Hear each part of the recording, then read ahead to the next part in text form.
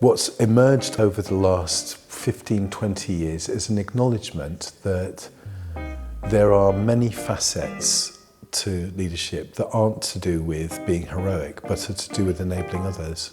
The job of a leader now very much is to listen more than to lead, to know when to step in and make decisions. Anyone can be a leader in an organisation, and I guess it's being the best leader you can be, which is about you being authentic, your true self, rather than trying to be something that you're not.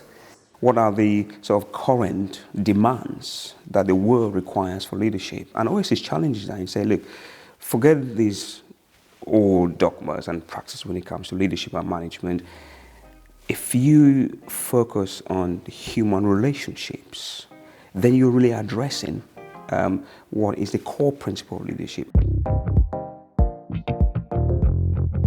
When people first come, what they want is not what they end up getting.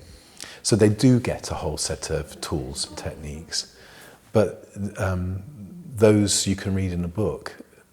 What's different now is that I know how to use those and when to use them because I've built my own core strength and ability. And then I think when people make that transition from it's about what I might learn to how I might be, that's what's different.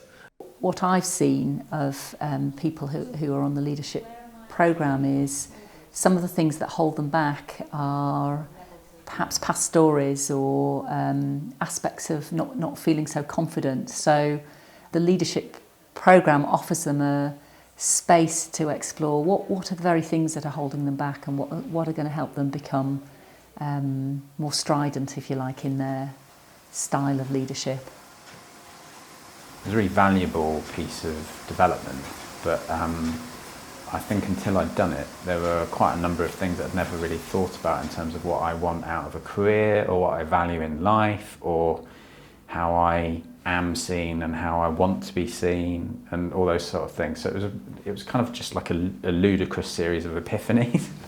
It took me places I really didn't want to go, and but in going there I am a much stronger person and able much more to manage uncertainty, risks, turbulence, and therefore much more able to be an instrument of change with others. And that's, I think, what's critical for leadership going forward. Our belief is you can only really lead if you know how to be with other people. We give time and space for people to think and feel what it's like to be really effective in relationship with other people.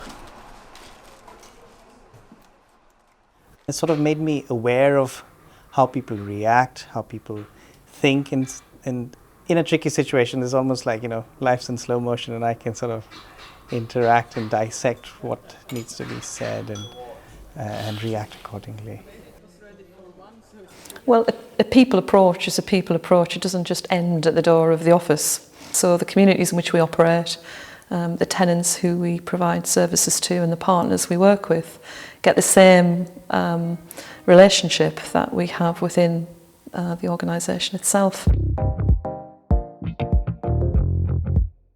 We focus on the individual and all that they need and all that they need to grow and develop, but that fundamentally that does have a tangible benefit for the organisation that they're part of. It always does.